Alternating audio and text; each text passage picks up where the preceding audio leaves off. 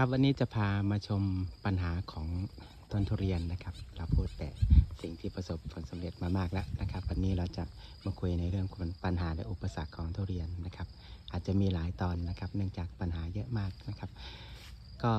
ทุเรียนต้นนี้นะครับก็เคยมีการเป็นรากเน่าโคนเน่านะครับแล้วก็รอดตายมาจากการใช้ไตโคเดอร์มานะครับ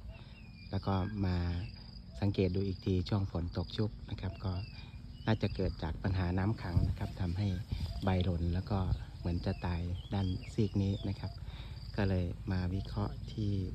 โคนต้นนะครับน่าจะมีการขังน้ำนะครับก็เลยตอนนี้ก็แก้ไขปัญหาด้วยการเอาดินมาเพิ่มเติมนะครับก็รอดูว่าเขาจะฟื้นขึ้นมาหรือไม่นะครับเดี๋ยวจะลองดูอีกทีนะครับก็เดี๋ยวเรามาดูกันอีกประมาณสัก1 เดือนว่าเขาจะมีปฏิกิริยาอย่างไรบ้างนะครับสำหรับการฟื้นฟูต้นทุเรียนครับ